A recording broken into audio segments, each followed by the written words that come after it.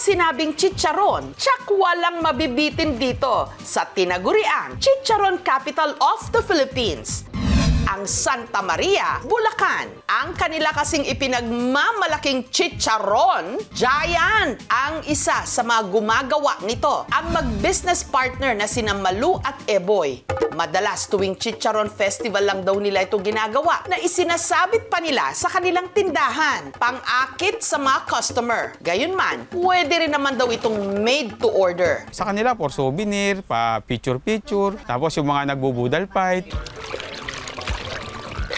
Ang gamit nila sa paggawa nito, balat sa likod ng baboy. Papaarawan muna nila ito sa buho o kawayan sa loob ng 4 hanggang 6 na oras. Ito po ang ginagamit na box skin kasi walang taba, saka mabilis umalsa.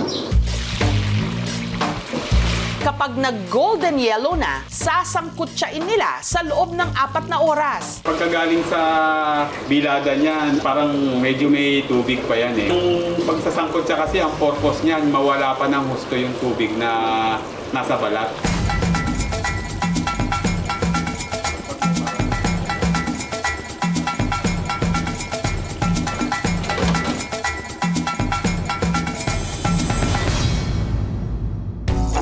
Giant chicharon, mabibili mula 200 to 300 pesos. Kung titigil ka dun sa laban na pinasok mo, hindi mo malalaman kung mananalo ka o matatalo ka.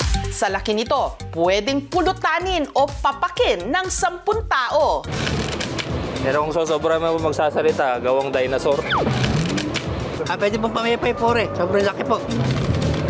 Sinlaki ng baby. Nagpuputok naman ang butse ng isang pamilya sa Caloocan.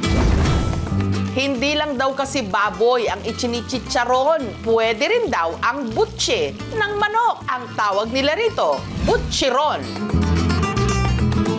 Si Dodong, mahigit 2 dekada nang gumagawa ng butchiron. Yung butchiron kasi sa dito sa Caloocan, ako nag-umpisa. Karamihan kasing tinda dati proben. Wala mang dito sa lugar na to, walang nagtitindang butchiron, ako lang. Ang pakpak ng balitang masarap ang kanilang butchiron, lumipad. Ngayon, dinarayo na raw sila ng kanilang mga suki mula sa iba't ibang panig ng Luzon. Hindi lang malayo, lagi kami bumibili sa inyo, panalo. Ang pagluluto ng butchiron, isa raw family affair. Ang naghahanda ng butche ng manok, ang panganay na si Mark Anthony. Pinakuluan na niya ito.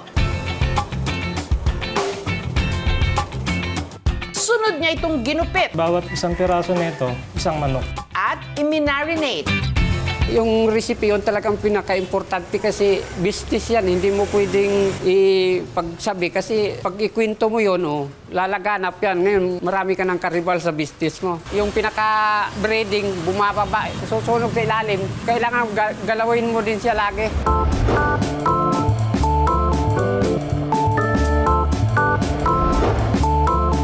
Habang ang mga bunso namang sina Kazel at Marifel ang toka sa pagbebenta. Ang butchiron mabibili mula 20 hanggang 200 pesos, depende sa laki.